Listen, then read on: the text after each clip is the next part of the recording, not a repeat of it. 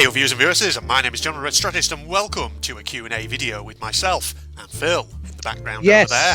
There he is. Hello. Calling in via Skype. Skype? Who's Skype? Who's Skype? I don't know. Is he a new friend? Yes, no, we're doing it. It's time for our third Q&A. Well, when I say third, obviously it's the second Q&A with me, but it's your third Q&A overall. Indeed, yeah. Now, you know, I've always wanted to kind of do more of these, but I've just never really kind of had the opportunity because I just get distracted by other recordings and stuff. But, you know, a couple of weeks ago, or however long it was, I sent out the call for some questions. People have responded. We've got quite a few of them. At first, people weren't responding at all, but then I sent a few reminders and people sort of remembered it. Yeah. The funny thing was, you sent that on your video where you said, I'm not going to be sending any videos because my internet's shit. Yeah. But it's like only a few days after that, you started uploading again. I know. In fact, yeah, because the thing about that was, at the time, the internet was going really slowly on my end, and I was worried, okay, it genuinely might mean that there might be days here where I actually I'm going to not be able to put out uploads because I won't have been able to upload any. Yeah. But luckily, not long after I posted that video, the internet picked up again and it was okay. So yeah, still might have to not too much get a new there. one. Yeah, I was actually in the process of trying to get a new one actually just recently, but unfortunately the deal's not gone through. I'm not going to say who I was trying to get it with, just privacy and all that, but unfortunately I placed in an order for a new broadband provider, and this new broadband provider kept having delays, so I've cancelled them because we can say which broadband provider. It was the Philip Wood broadband provider. Yeah, you've got my services. Yes. It was absolutely shit. The customer service wasn't bad. It was just the delays in the implementation. But anyway, people haven't come here because they want to listen to my stories about my broadband woes and all that.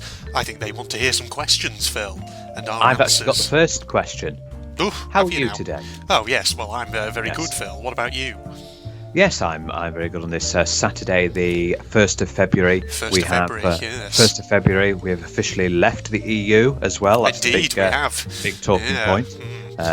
Obviously, we left last night at 11 p.m. 11 p.m. Probably better just remind that. Yes, 1st of February. In case anyone wasn't aware.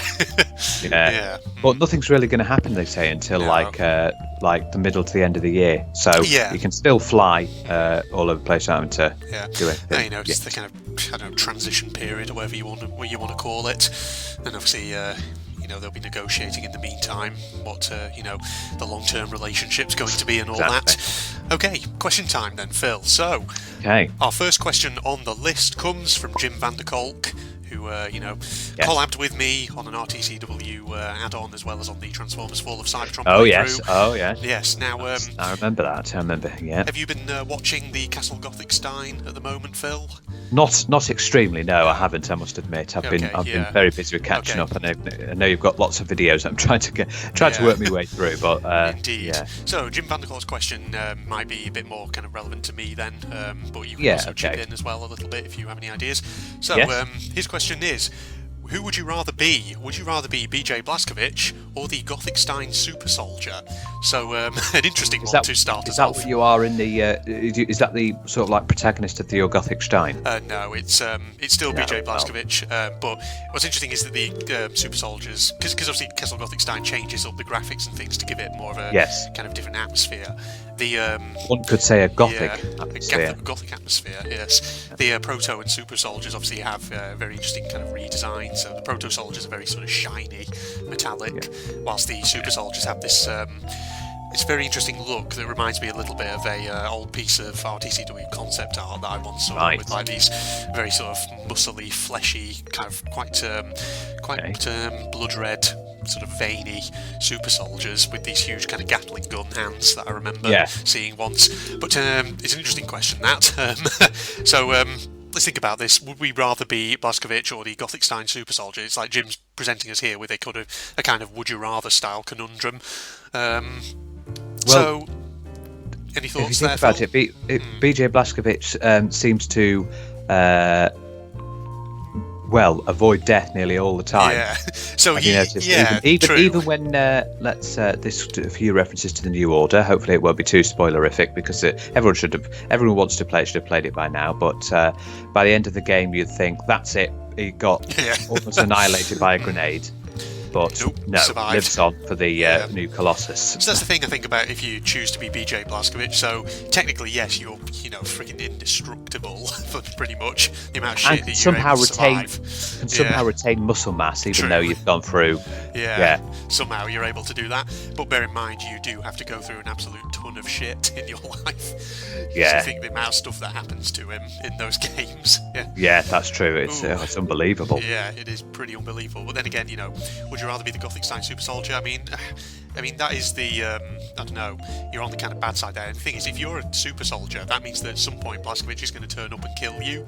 Well, yes, that's the thing you've got to think about. Yes, and he's very good at killing super soldiers. He's very, very good. He's taken on the fucking London Monitor, for God's sake. If you've seen some of the shit he's had to deal with in the New Order, then I think... And even more so in the new Colossus, but I won't spoil that because you haven't played that. No. So that's still some... Yeah, you still need to get around to that, but yes... just you wait. That reminds me, actually, because obviously I did that one-off video on Wolfenstein Youngblood. Obviously, people can, watching this, if they want to let me know in the comments down below. I mean, would you want to see me do the new Colossus here on the channel, and then potentially maybe more of the Youngblood as well? Because I'd definitely be up for that. So, I haven't seen the Youngblood, but I've been seeing lots of lists and stuff where people have been very disappointed in it. Yeah, I think. And the VR, there was a VR called Cyberpilot as well. Cyberpilot, yeah. I forgot about that, actually. I forgot that existed. I know Youngblood, I think, from what I played of it, I can sort of see why some people would be a bit disappointed by it, because it is kind of different in some ways to the ones that came before. Like, it's just certain like little mechanics and things are very different. It's got slightly more of an RPG feel to it, rather than that sort of traditional straightforward FPS kind of feel. Yeah. But so I can sort of see why, people might be kind of, maybe they were expecting something a little different, I'm not sure. But I mean, I don't know. I did overall enjoy it when I did my one-off video on it, even if some of the dialogue from some of the characters was a bit cringy. But and I'd be willing to do more of it if people wanted to see me do more. How would you compare it to 2009? Well, I think because those obviously that's another part of the Wolfenstein franchise which is a bit found naff by most people. Yeah, I think I would say that overall. Oh man, that's kind of different. It's hard to compare them because it's difficult as well because you haven't played Youngblood to its end. I know, yeah. Compared to 2009, I mean, obviously. just from what I played, I think they both have their own kind of strengths. So I think it's kind of hard to say. I don't know if one's better than the other.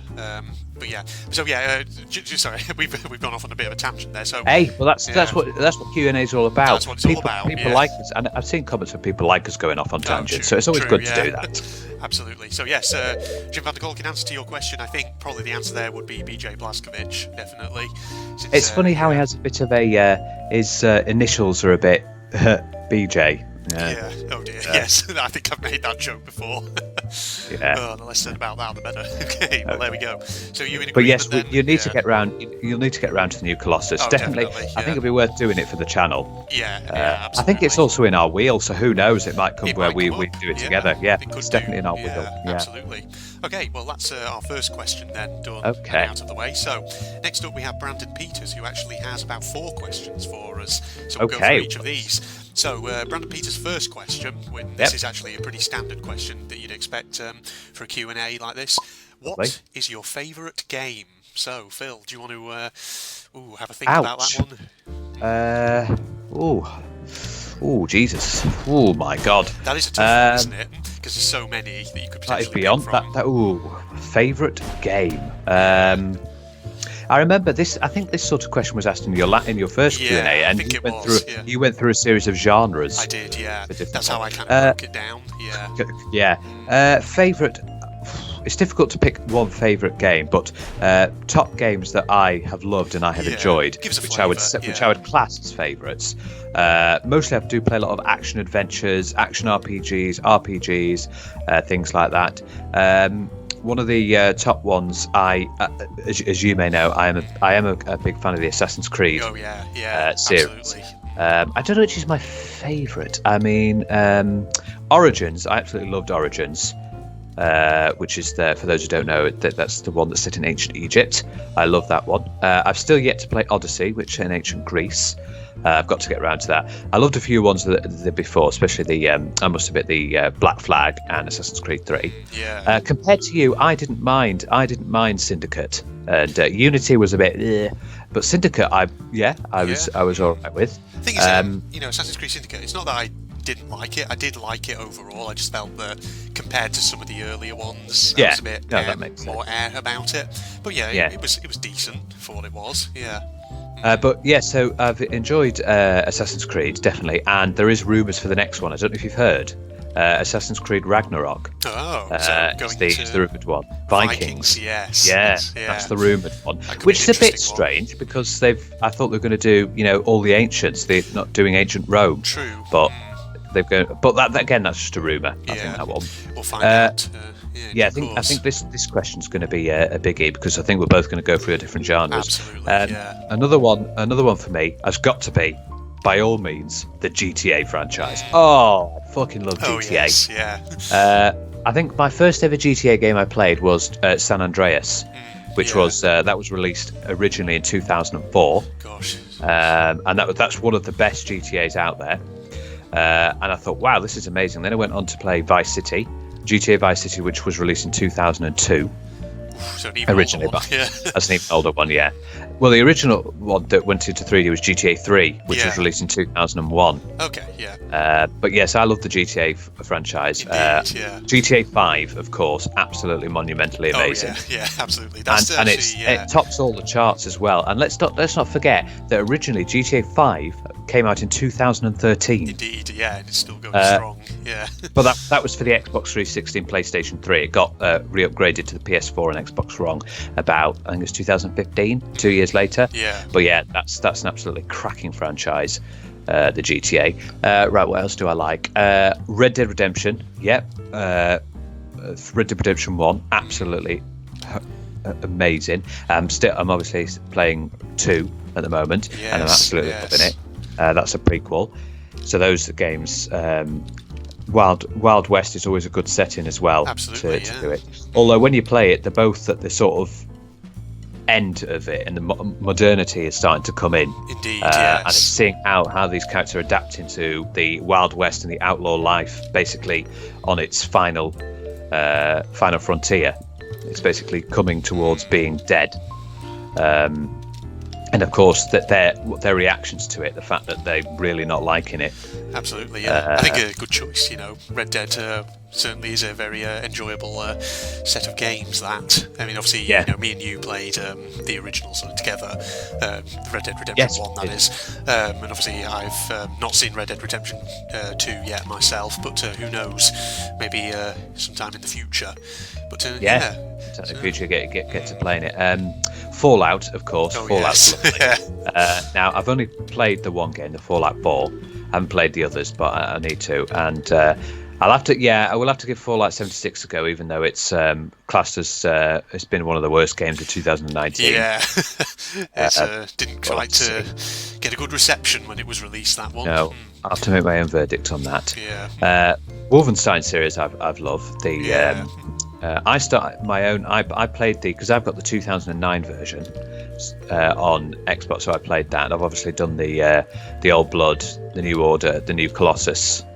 I played those. I haven't played Youngblood yet, but we shall soon see. That'll probably be at some point. Indeed. Any more of the big games? Yeah, I can't really say I have an absolute favourite, but those games are what I really should give love. A flavour, a flavour of. I do enjoy, even though I don't play them a lot, the indie games that you do when we do collabs together. I like seeing them, like Sea Being Hunted, like Stranded Deep. It's interesting to see these various different survival games and things like that. I like. Because that's one kind of sort of big kind of distinction, between our kind of taste in games. So, you're very into like your big sort of AAA titles, things like that. Whereas I tend to, I do play, on occasion, big titles, but I also quite like my sort of smaller indie releases, things like that. Yeah. You do like your releases, and I know you do like the AAA because when we finished GTA 5, absolutely. You were like, "Oh, that was a cracking game." It was a good game. GTA 5 was very enjoyable, very memorable. And obviously at the moment you're absolutely adoring Fallout 4. Absolutely. It is. Just because there's shit tons to do. You're never without anything. It's like Skyrim. Indeed. As well. Yeah. Skyrim's a game that I want to play on Oh the god, I channel almost at some forgot point, about Skyrim. Yeah. There are a couple of people I think who I think the last time I mentioned potentially playing Skyrim on the channel, there were a couple of people who were like, oh yeah, I definitely watch that. And so I think, yeah, you know what, Skyrim will probably be something that comes out, I don't know, maybe in the near future. Who knows? I might start having a look at it. Not necessarily even doing the main storyline. Maybe just fucking around, just to create a character, go exploring. It is good. It is cracking. It's Skyrim. So those are some of my favourite games there, and I love it. The interesting to see the survival games that you do. I'm just thinking, out of all the survival games that you do and that you've watched, which is my favourite to watch or to take? I think So You're Being Hunted, I would say, I enjoy seeing, because it's just an interesting concept. I mean, most survival games you play is an interesting concept of games. Indeed. For anyone watching who doesn't know what So You're Being Hunted is, it's the game you're seeing on the screen right now, which we're recording this Q&A in. Yeah, this is So You're Being Hunted. It's a lovely game. But there's lots of like The Long Dark, which its survival mechanics are extremely realistic. You actually probably the most a survival game, which I think might have come out recently, Green Hell. Green Hell, yes, I saw it on a top 10 list. Yeah. I was looking into it on the Steam store page. Apparently it's like The Long Dark, except even more unforgiving if you make mistakes. So I've heard. And the graphics on it look insane. Yeah, yeah. That's what I noticed. So who knows? Maybe that'll come out on the channel at some point. I don't know. I mean, I don't own it, so I'd have to buy it first, but yeah, who knows? With regards to games that I've seen that are sort of calm and don't have you doing much, like just, for example, just walking around, it's got to be Everybody's Gone to the Rapture. Oh, yeah, absolutely. I know you're currently playing on the channel so far. Yeah, it's cracking. Yeah. I know exactly what's going to happen in everything because I've watched a full playthrough of it, so I know what's happening. And when in your latest video, I don't know how you do it, but your mind seems to work well when you're saying you're feeling that it's coming to an end in your latest video, and you are correct. Yeah, sometimes with games, you can sort of tell when they're kind of moving towards when it's sort of wrapping up. Yeah. But yeah, Everybody's Gone to the Rapture certainly has been a very memorable experience so far. I think it's part of what makes it so good is the graphics of it and the environment that you're moving around in. Yes. And the fact that we've never really had this in a video game before. The quintessential quaint British villages and British countryside that you see. The little, I've loads of times where I've been for a walk with my dad or gone out and we've gone to a little country pub or we've gone through a little country village like that. Driving through and it looks amazing. And they've actually recreated it in a video game, the first video game ever. And I love that fact as well. So that's what seeing it. Yeah, so if you're not watching my Everybody's Gone to the Rapture videos, everybody, you should. It's worth it. Yeah, it's worth it. It's a good game. Especially if British, you will really understand it. And especially if you're British and you live in a village like that, you'll really, really enjoy it. Indeed. At first, it was originally just released for the PS4. And the PS4 only, and then they released it out. Okay. So those are my selection of favourite games. So it's on to you now, I know, Mr. Taylor. Yeah. So I'll probably reiterate a few from. And I'll put my comments in. Yeah. So obviously, in terms of shooters, RTCW is of course, Return without to a doubt, Wolfenstein, isn't it? without a doubt, is up there. So I think I asked you once. I think I asked you, has there been any game that's topped that? And I think at that point, I can't remember. I think it was a So You're Being Hunted video where we just had a podcast out, and you said not at the moment. No. Yeah. Is that still your answer? In terms of shooters, specifically in terms of that genre, I don't think there's anything I've played which, for me personally, has kind of just topped how memorable RTCW was for me. But obviously, that's within shooters. But again, it's one of those things which, in games in general, I mean, again, it's just that sort of thing: is how do you can you really kind of compare games from one genre to another when they're so kind of different? But I'd say RTCW certainly hasn't been topped in the shooter category for me. But again, I've played some very good shooters before. Like the Wolfenstein: A New Order. I mean, Wolfenstein 2009, technically, in terms of the actual shooting mechanics in that, they're pretty solid.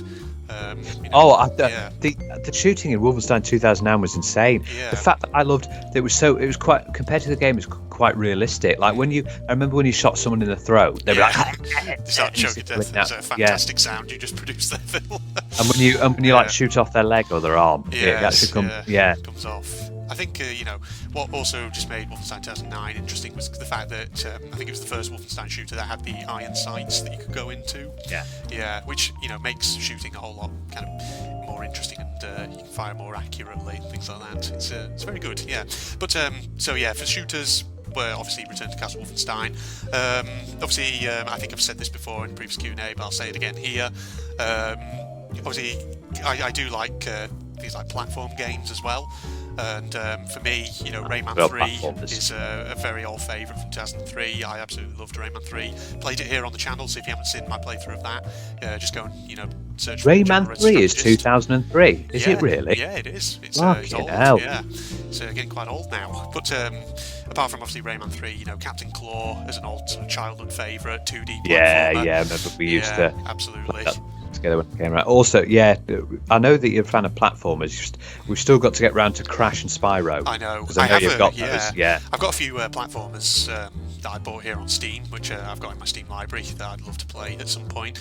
Not just things like Crash Bandicoot Insane Trilogy and the Spyro Reignited stuff, but also some other like smaller indie ones as well. Skylar and Plux, Adventure on Clover Island, one called Papo and Yo, which I think is by a South American game studio. It looks kind of interesting. So platformers, I'm into those as well. What other genres? Obviously, a genre which I actually really want to get back to here on the channel, horror. I want to do some more horror games at some point. Yes, we do need to see that. Yes. I remember all the little horrors you would do, like Dream of the Blood Moon and all those, and the living in a glass house. That was utterly amazing. I love that. Living in a glass house. You love that one because it's you love it for all the wrong reasons. How shit it was. Yeah, basically. But the thing is, actually, as part of this recording session today, we will actually be doing a horror game, an episode, Narcosis. So you can expect that, an underwater horror, which sounds right up my kind of alley, because I love my underwater maritime stuff. I guess it'll be pretty terrifying as well. And also another, we'll be doing We Happy Few. There's a bit of horror to that as well. There is a little bit, because it's kind of creepy. So in terms of horror games, what my kind of favourites, well, obviously, if you follow my channel quite religiously and you've seen a lot of my series, SCP Containment Breach. Absolutely, I remember you adored that. Yeah, I loved it. I think it was just one of those games which, particularly the sound design of it, I felt was really effective. It just frays on your nerves as you're wandering around, and it's got such a diversity of monsters and things in it as well. It's just I don't know. I felt it was, despite the fact that it was an indie production and it was at times a bit buggy, I did feel that overall it was a very enjoyable experience as a horror. So that's a favourite of mine. But there are other. There's a lot of horror games that I need to play at some point. I've got some of them in my Steam library. So I know you loved Alien Isolation as well. Yeah, even though you probably would have. I think you would have slightly enjoyed it more were you playing it on a better PC. Yeah, if I'd been playing it, lag. If I was playing it on my current PC now, it would run much more smoothly, and I think I get more of an experience out of it. But I mean, it was good though. It was enjoyable. Don't get me wrong, and I did really love it. Even if I, the only thing, if you've watched my Alien Isolation series, you'll know there are a couple of episodes where I get really fucking stressed, because that's the thing about that game. There are some areas where it really frays your nerves to the point where it's like, because the AI of the alien is so well done and things like that. It's just with regards to that, did you, because I know after that you watched the first Alien film, have you watched any other of the Alien films? I still haven't. I need to get around to that. Because they are good. Indeed, they are. Yeah, they're supposed to be quite good. Absolutely. 1979, I think it was released. 1979, yes. Was the first Alien film. Right, yeah. Sigourney Weaver. That's the original Ripley. The OG Sigourney. Ripley film. Absolutely. But yes, so that's a little bit on horror there. And something else which, of course, people, again, who look at my channel will probably know is that I do also like strategy games to an extent. Oh, yes, I remember you when you did your little strategy series. Yeah. So at the moment, I mean, I have to say, Totally Accurate Battle Simulator for me at the moment is actually proving to be quite a favourite. I just really like the graphical design and how comical it is. But in terms of... I won the last one, didn't I? Yeah, you did. Yeah. That should be coming out on the channel not too long from as when we record this, actually. So yes, you can look forward to that, everybody. Phil's first victory. I know. Yeah, that was really good. Spoiler That alert, I got the. yeah, it's a good it'll be a good video actually. Everyone should watch it when it comes out. But yes, so It's already out. yeah, it's already out technically. I know. Yeah. Probably actually I'll upload this after I actually send it out, so it's not spoiling it. But yes, so there's that. But obviously, in terms of like real-time strategy, classic for me was Command and Conquer Generals from 2004. I think it came out, or 2003. Oh yes. Yeah. And its expansion pack 0 Hour. I mean, by today's standards, that game is technically a bit sort of politically incorrect, just with some of its slight stereotypes about Americans, Chinese, and Middle Eastern terrorist organisations. Yeah, but, you got those as well. But it was such a memorable game, though. It was a very interesting. It was very different to a lot of other Command and Conquer games, just in terms. Wasn't there of some with mechanics of it. FMV? There was some with full motion video, wasn't there? So they were things like the Command and Conquer Tiberium series and the Command and Conquer Red Alert series. I've played other ones in those ones as well, but Generals, I think, was my probable favourite. I mean, then again, it was the first Command and Conquer game I played, so I guess it's one of those ones, it just makes the most impression on you. But yes. But it's fascinating, and I just really enjoyed it, yeah. So, tell you what, because obviously we could go on and on about this particular question all day, so that hopefully should give you an interesting flavour then, Brandon Peters, Well, and everyone else. you've missed a few. You've missed a few there. Oh, What about go ahead. because Age of Empires? Oh, true, yeah, true. Oh, actually, yeah, in reference to Age of Empires 3 would probably be my favourite from that franchise, just because it's a period of history which I find particularly interesting, like the sort of colonial New World and things like that. So that was that was actually a good one. In fact, actually, just before I forget, in fact, there is one game that I've not mentioned which I should be doing, which is Beyond Good and Evil, of course. Yeah. Do you know what? I was just about to say that. Yeah, I was just about to I've say forgotten that. about that for a second. Yeah, which is slightly embarrassing. But Beyond Good and Evil again, 2003. Again, that came out I think the same year that. Or was it 2003 or was it? I can't quite remember. No, Beyond Good and Evil was 2003. Yeah, it was. Okay, right. Okay, yes, I've got that right. Action adventure with a bit of stealth mechanics, very interesting storyline, things like that going on. So that was a hell of a good game.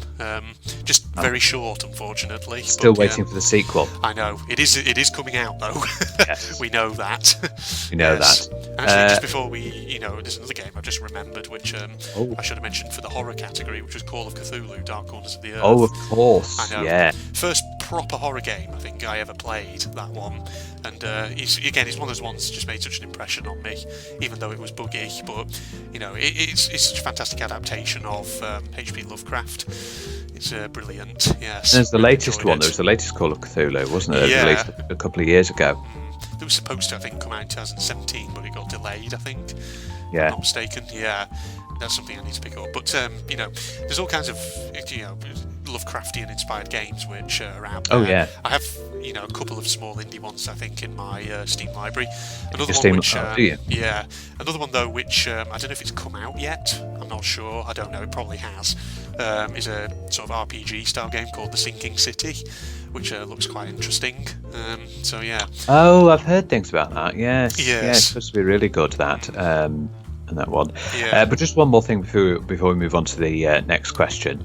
What is your favourite game that you've not played on your channel, or you've not played on your own, but you've played with me? Played with you. Each of those Okay. games, like right. the ones, like Red Dead Redemption or Yeah. Skyrim or something So, like that. Those ones that you haven't actually played by yourself. Yeah, so in answer to that, I think GTA 5 is probably a definite contender, just because it's so memorable. With a lot of with a lot of interesting characters, interesting story, all kinds of interesting things going on in it. But then again, there are other ones that me and you have played, which are also quite memorable. I think Assassin's Creed 3 definitely is up there as well. Set in the American Revolution, that Because was. that was, for me, that was of the Assassin's Creed games that me and you The have first played game, together. the first Assassin's Creed game you played. Yeah, of the ones that me and you have played together, I think Assassin's Creed 3 stands out as the one that I thought was overall the most kind of well made, and just in terms of a lot of the characters get a lot of development. It's got interesting combat mechanics. It's got the naval side missions, which I always loved, and of course Black Flag I also did enjoy, even if in some respects it wasn't quite perhaps as polished as AC3. Oh right, I thought you'd gone AC4 was better because of the fact it was the golden age of piracy sort of one. I mean, the thing is, AC4, had really good naval combat, and I really enjoyed that. It's just that if you're taking all the different elements of the game together to kind of arrive at an overall judgment, I would say that AC3 is just above Black Flag. Oh, wow. Yeah. I think just looking back on Black Flag, there were, if I was kind of involved in the development of that, there are things that I would have polished a bit more, like, for example, trying to make the villains perhaps a bit more memorable, because was he called Torres, the Grandmaster of the Templars in that game? Yeah. It was Grandmaster Torres. Yeah. He was, I don't know, I felt like he was a bit of a bland villain. I would have liked to see kind of more from him in terms of kind of his character development and whatever. But I think part of that just comes down to the fact that Haytham Kenway in Assassin's Creed 3 was such an interesting villain. Yeah. Because you spend a huge amount of the game actually just seeing things from his perspective, which helps. Yes, until the big villain. plot reveal. Yeah, but at least he wasn't as bland as the bloody Unity Germain. Oh yeah, Germain was the one who I just completely forgot about. And that guy. Oh god, yes. And then obviously Syndicate had Crawford Starrick. Crawford Starrick, you see a bit more of him, but whilst he was certainly, not forgettable in the same way that Germain was, the issue I kind of had with Starrick was that, I don't know, to an extent he felt like a bit of a generic kind of cardboard cutout of a villain. Yeah, I don't know. What you mean there. Yeah, I think they could have, the game could have spent more time developing his character. Yes. But, there you go. I think we've had a very good chat about games. Any other games that obviously the ones that you played with me? I think even though we've not obviously played it to completion yet, Fallout 4 is definitely another one. I think that's the other one that really stands out for me. That's good, yeah. It's a really good one. I like it. Okay, so I think it's quite a mega discussion there just on games alone on Brandon Peters' first question. Yes. Well, it's good, yeah. I mean... I'm enjoying this Q&A quite so a nice far. Sizable video. So, Brandon Peters' second question then. This is a more personal one. How long have we known each other? So, me and you, well, we go way back. Let's put it that way. We do go back. So we met in primary school. We did indeed. So for people outside the UK, I mean, I've probably explained this before in some of my other videos, but just to kind of reiterate, primary school here in the UK is ages 4 to 11. So we, met when we were about 4 or 5 years old, right at the kind of roughly at the start of primary school, first couple of years, and have known each other ever since. So fantastic, really. Yeah. And now we've become the most awful of friends. No, awful. Well, the thing is, like, me and you have known each other for so long that, the way I see it, we have that kind of friendship where we can literally just verbally abuse each other and we think nothing of it because it's one of those sort of friendships. Yeah. Exactly. Yeah.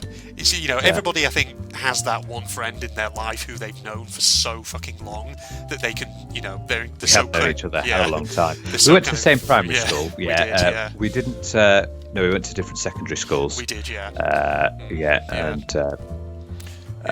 Things like that, but you do get one of those friends, and hopefully when the time comes for me to get married, 100% you will be the best man. Yes.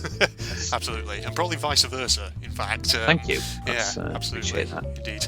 Yes. So did you notice the when there, not the if? So keeping the positivity. Yeah, keeping the positivity alive. It's not a case of if, it's a case of when. Yes. Yes. Indeed. So but yes, we have known each other a hell of a long time now.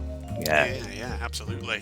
Yeah, it's incredible to think, really. But like I say, everybody probably has that one friend in their life somewhere who they've known for so long that it's like piss out of each other. Yes. to extreme extents. I know. Yeah. Indeed. There we go. Just looking at this church here in Surrey being hunted, and there you go. That's where you'll get married, then, Phil. In there, surrounded by robots. I'll get transported inside a game, will I? Yes, you will. That's exactly what's going to happen here. I don't know how that can happen, but indeed, yes. Well, there we go. So that was Brandon Peters' second question. So a little bit of interesting. Oh, actually, that's given me a Q&A question. Right, I've got one now, but I'm going to save it until the end. Oh, you save it until the end. Okay, right. Yeah, I've got a good question. Okay. But so that was that question. That's how we met. yeah. Brandon Peters, your third question is: if you could only play one game/game series, what would it be? So if you had to choose one for the rest of your life. Do you have to? Yes. Do you have to ask this one and put us in this awkward position? He's asking difficult ones here, is Jim. I know. No, Bloody hell, Jim. Jim. This is Brandon. Not Jim, Brandon. Brandon. Sorry, Brandon. Sorry, I apologise. Yeah. Please don't buy my head off. Oh God, that is tough. That is, honestly. You go first on this one. You can only ever play one game or game franchise. Well, it's like he's given us game franchise. He's given us a bit more games to play. To play, so we're not just resorted to just one game. Yeah, I mean,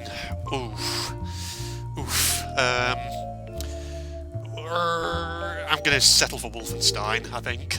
Right, so you don't ever play Wolfenstein. Because there's so many games in that franchise now. I reckon it'd keep me going for a good while, especially if you were playing them, from a kind of completionist mindset. There's plenty of content there, I think. Yeah, there's. I mean, the issue with the Wolfenstein series is not much. No, in fact, there's hardly any open world. True. So you can't really go around and do whatever the hell you want. No, there isn't. The only one in that regard would be Wolfenstein 2009, but even then there's the Hubtown Eisenstadt is still tidgy anyway. It is, it's tiny, yeah. There's not much there. What about you, Phil? What would your game or game series be if you had to pick? Right. I'm stuck between, I would say, the GTA or the Assassin's Creed franchise. Yeah. But if I had to, someone's got a gun pointed to my head, and it had to pick one. I'd probably go the GTA franchise. GTA, eh? Yes. Yeah, I'd probably go. That's an interesting choice, yeah. You want to live in the same world as Trevor Phillips. Yes. Trevor Phillips, best wife. Yeah, he's a crazy character. Yeah. He certainly is. Yeah, there are rumours again as well that I don't know if inside sources in Rockstar have revealed that they are currently in the production of GTA 6. In big time, so that's what's going on, which is not surprising. The amount of money they've made off GTA 5. I know, yeah. Which is, they continue to make tons of money off it as well, shark cards and all that. Too. Yeah. Making lots of money off that. Absolutely. But yes, it probably will be the GTA franchise. If you think about it, the GTA, universe is one of absolute moral freedom, isn't it? Because you can basically rob a store, and as long as you can drive a car kind of crazily, the police will just give up once all those stars disappear. It's open world, you can do whatever you want. Indeed, yeah. That's what always amused me. Just constantly keep playing it. That is what another game might be useful because it would never end. It would never ever end. Oh God, yeah. Ever. No Man's Sky. Oh yeah. Oh, interesting. Because of course there's 80 quintillion planets, so you would never ever finish. Because like they said, they did a calculation, and they said it would take for you to complete the game, for you to visit every planet and visiting every planet one per second, it would take you around about 5 billion years. So it'll keep you going for the rest of your lifetime. And at that point, the sun is going to kill the Earth in 4 billion years. So we're all going to be dead anyway. Yeah. Yes. I think, in fact, No Man's Sky, that's a game which, again, I would love to play on the channel at some point. It's gone through huge, unbelievable updates. I think the latest one's called the Beyond update. And it's gone through so many huge updates. Obviously, it was classed as a horrendously bad game. But because it was promising things that it didn't deliver. Yeah. That was the whole thing. But apparently now with the latest update, it's been classed as one of the best games of 2019. Indeed, yeah. That's the thing, when it came out, people were so sort of disappointed by it because it felt like it was lacking in certain things which people had expected that it would incorporate. But like you say, over time, in credit to Hello Games, and Sean they Murray have really actually worked to try and improve it, and by all accounts it is a lot more fleshed out now than it used to be. It's because they've got the multiplayer, they've got lots of new things. That's in our wheel, isn't it, as well? It is, yeah. But who knows, if people want to see it, just leave comments down below. I definitely want to see it because it's really fun in No Man's Sky. Yes, absolutely. Oh man, I just the ability to land on any planet that you want to. It's just crazy. And when you reach, and you've got all these new things. When you reach the centre of the galaxy, you start again with an entirely new set of planets. And not only do you get to go to the planets, but some of the planets actually have moons. Yeah. So you can go on moons as well. Yeah. One thing because I have played a little bit of No Man's Sky back before I had my current PC. And I've got it on my PS4 as well. One thing I did find about it is that in the same way that, because well, here's the thing, right? When it comes to games where you can sort of harvest resources and pick up items, I tend to be a bit of a hoarder, and I just pick up loads of stuff. And No Man's Sky is like one of those games, because there's so many resources you can mine. Yeah. I just find myself fucking mining everything and just filling up my inventory. Kind of like in the same way, a kind of similarity there would be a game like Minecraft. Whenever I'm in that and I go mining, I'm a hoarder. Whenever I see a resource, I have to mine it. Fallout. Yeah, Skyrim as well, when, me and you played a little bit of it on your old Xbox, and I would just pick up all the useless shit. Yeah. But in those games, you get over encumbered, so you've really got to be careful what you're doing. But one of the scenes that I remember from No Man's Sky, which I absolutely loved, it was amazing. I went onto a planet, and this planet did have a moon, and the moon was actually quite close to the planet. So while you're on the planet, you could just see this massive moon, just right there. And I thought, wow. I've got to play it again. But I haven't played it since all these major updates, so I'll have to see what it's like. Yes. Yeah. Okay, well, there you go. So that's that third question from Brandon Peters. Brandon Peters' final question is, so this one starts, this is technically split into two parts, but the first part isn't so much the question, it's the second part that he's really asking. So, do you know Bob Ross, and if so, do you like his art? So this is a very specific one about do we like Bob Ross's art, which is a funny one, but Bob Ross is it's famous. Yeah. It's a famous meme, isn't it, where he's staring at the camera and he's got the sort of with his art characteristic afro and all that. I think he's like the only white guy who's ever managed to pull off an afro very well. It's really good, actually. But I must say, actually, I've never really looked at Bob Ross's art personally. No, so I've not. Maybe I'll have to look into it. Yeah. Yeah, I've not really had a look. Yeah. I'm sure it's lovely though. Yeah, because I've heard people kind of rave about it and say, it's really good. So maybe something to look into there. Yeah. To be honest, I will admit, art isn't really my thing. Yeah. I'm not really one of the sorts of persons that looks at works by Vincent van Gogh and things like that, Leonardo da Vinci, and go, oh, I like the look of that and things like that. Not really my sort of I think, thing. But I can appreciate good art when you see it. Absolutely. You can appreciate the work that's obviously gone into it and things like that. I think usually it's the case of, obviously there's so many artists out there, and maybe it's just a matter of kind of finding your own personal taste and finding which one really kind of stands out to you. Yeah. Whatever. Yeah. You've got ones that break the norm, like Banksy. Oh yes, yeah, absolutely. So it's just finding, I think, that one that kind of appeals to your own sort of, I don't know, kind of appeals to your own emotions or whatever. Yeah. But wasn't it Vincent van Gogh who went a bit crazy? I know he cut off his ear. A lot of artists went crazy, but Vincent van Gogh, he cut off his ear, didn't he? Yeah, then I think he committed suicide. He did as well. Yeah, it was only after his death, I think, that really his works actually started to gain popularity or true kind of recognition or whatever, which is one of those kind of sad things. But that's just sometimes how it turns out. But a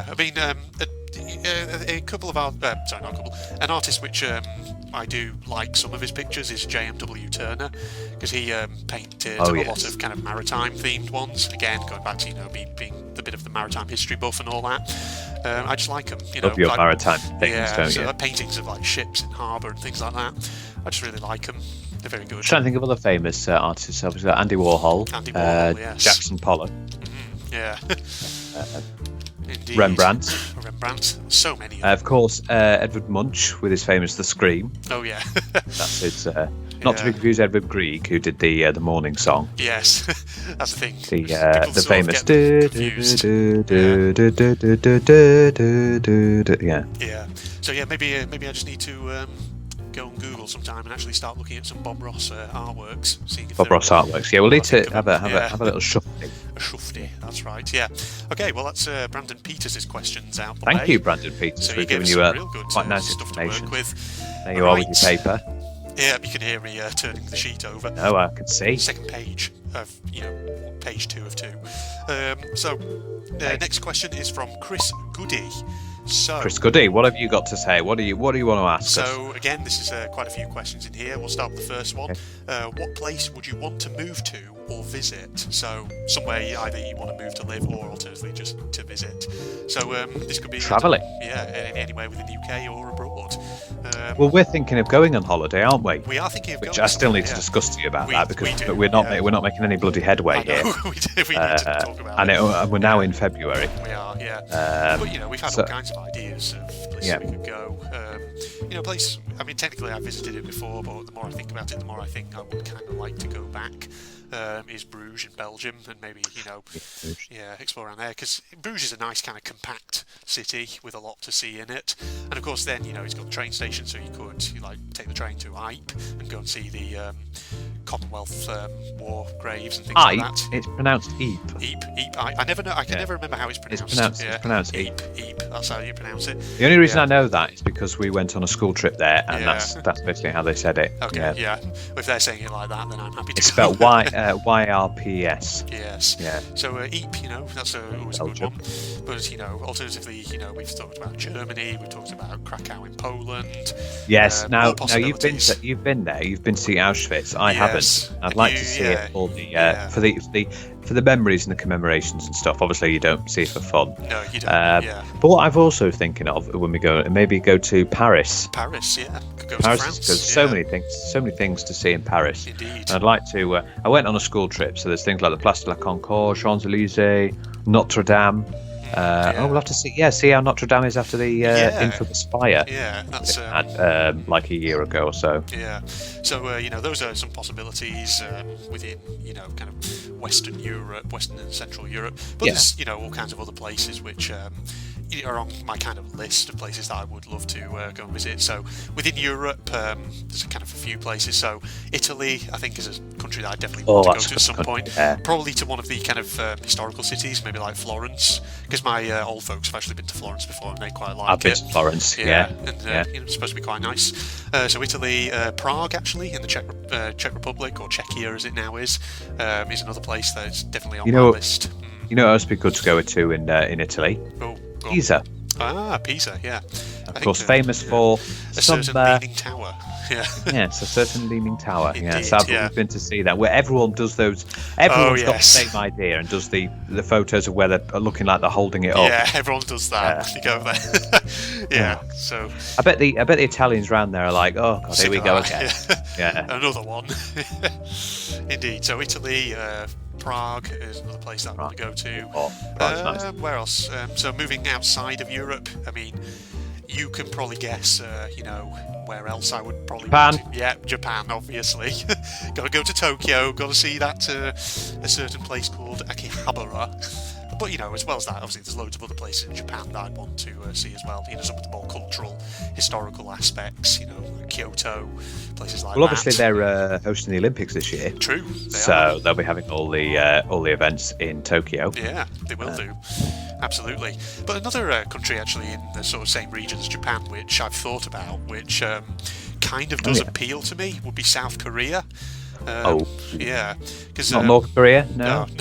North Korea. Yeah, let's go pay Kim a visit and see how he's getting on. But South Korea, an interesting another one that I've sometimes thought maybe that's one I'd like to visit again. But thinking as well about other countries, sometimes I wonder as well about like parts of China, like maybe Hong Kong. Because technically I have been to Hong Kong before, but I was about 3 years old at the time, so I don't really remember it.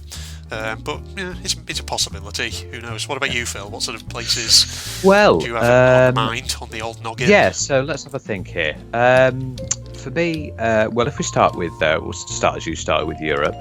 I'd like to go to I might just stick to Scotland and Wales, and that's about it, really. No. I've been to those many times. Actually, have I been to Scotland?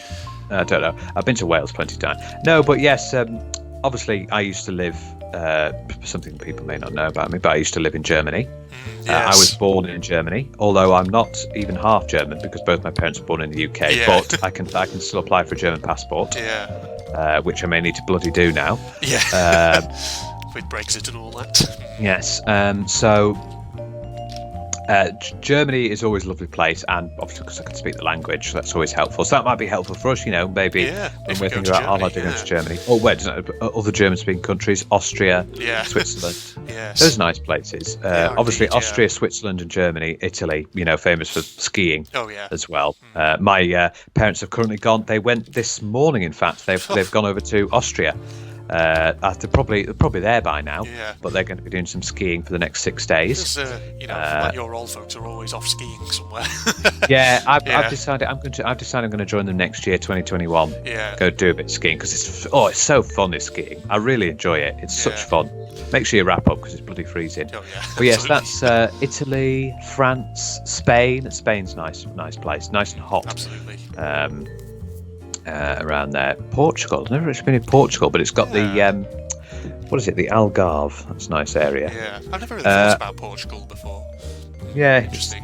Yeah. Where to go? Asia. Japan will be a interesting country. That's for sure. And see all the because I know they have very interesting cafes that they do, things like the cat cafes.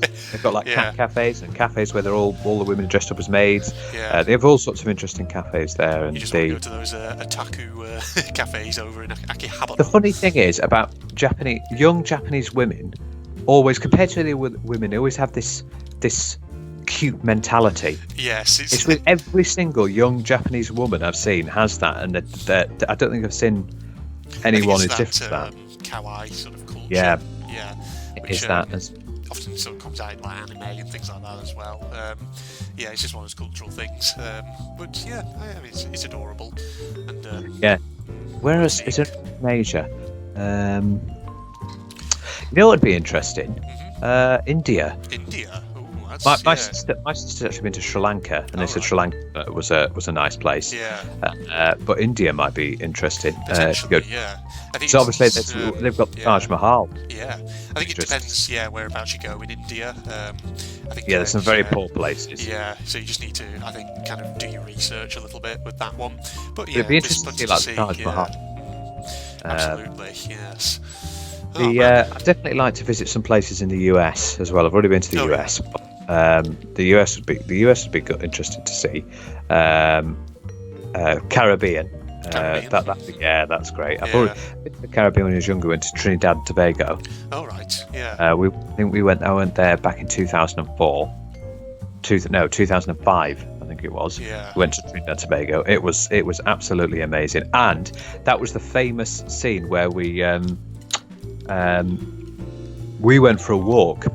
I think I've told you this before, but I'll tell your viewers because it was so funny. Yeah. We went for a walk, and as we were walking, there was this little stall, that sold various different forms of fruit, from apples to things to watermelons. This involves, and there was a guy sitting on a sort of deck chair. Sitting on a deck chair, and he had half a watermelon in his hand. Right. And we were just walking past him. And what he did is, as we were walking past him, he bit right into it, went like that, bit right into it. And then we were like, wow, he was hungry. And then he looked at us and he went, damn good, man. Just in his accent. Wow, that's like asserting watermelon dominance. That is. Yeah. He loved that watermelon. Yeah. The only issue we had there was when we were stuck in traffic, these people would come up with aloe vera thing and try to give us aloe vera. I know aloe vera is obviously popular for moisturising purposes and things like that. It's very, very said to be a very good moisturiser. Yeah. That was a cracking holiday. Yeah. Thing about our swimming pool, and then there was a little path that went down to a beach, and even though it wasn't a private beach, no one ever used it, so essentially it was just us to use. Oh, not bad. That's what you want, actually. That is, well, there you go. So that was first of Chris Goody's questions, where we that gives us a flavour of our kind of travelling desires. So very good there. Chris Goody's second question, aimed kind of at me, but you can sort of chip in here as well, Phil. So what made you start a YouTube channel? So for me, well, of course, obviously, me and Phil, we used to have a shared channel, VA Brits, back in 2011. Sadly not around anymore, but which is kind of something we kind of kick ourselves over. Why did we shut it down? We should have just left it up for posterity. We should have, because I would have loved to see the videos again. I know, yeah. There are actually a couple of old VA Brutes videos here on my channel, which you actually found quite a long time ago. Quite some time ago. 2 Minecraft videos, incidentally. So if you're interested in watching them, anyone, basically if you search for General Red Strategist, Imperial Archive, something like that, they should come up. Alternatively, I don't know, try, I think, possibly looking either under my Assorted Gaming playlist or under my Imperial Propaganda playlist. Yeah, those are the 2 videos. Somewhere you should find them, yeah. But that was obviously from our shared channel even. But obviously, we shut that down because I think we shut it down because we were a bit sort of disappointed with the kind of coherence of it. It got to a point where there were a lot of people contributing to it, and it was just a bit of a mess. Yeah, it was just different series going on at different times, and it wasn't really. Yeah. There was the lack of coherence. Yeah. And, for those people who aren't aware, VA stood for Virtual Adventuring. Yes, indeed. Originally, we were going to be the Virtual Adventuring Group until we realised that doesn't abbreviate very well to a certain, VAG. Oh dear. But yes, slightly dirty-minded on our part, but never mind.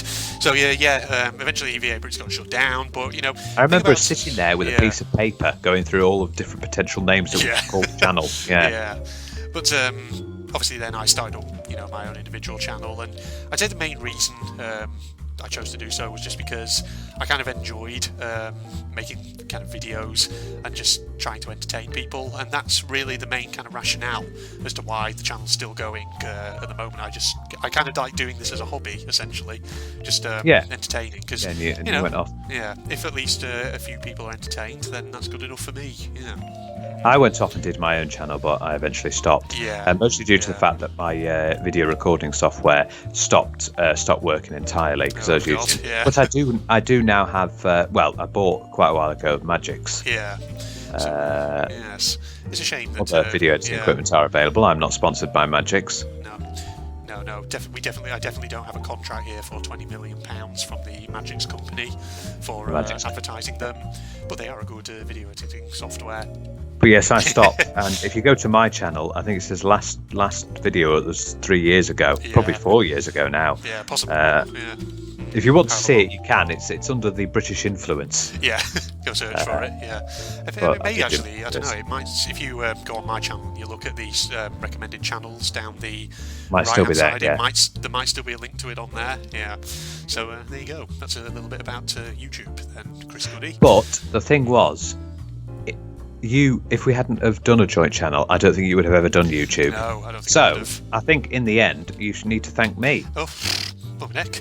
All Phil over here taking credit. Because it was my idea to start. I don't know why I thought we should start a channel. I just thought I just got so excited with seeing everyone on YouTube. I think and thought, why don't we start one? Yeah, and I think probably the big inspiration in that regard was probably Yogscast, because at that time, we were watching a lot of things like Yogscast Minecraft custom maps, stuff like that, and it was just one of those things. It was like that kind of 2011-12 kind of boom when sort of YouTube was at its kind of height in terms of people setting up channels and things like that. And Minecraft was at its height then as well. Yeah.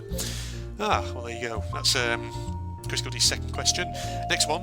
What are you hoping for the next 10 years? So, long-term plans here then.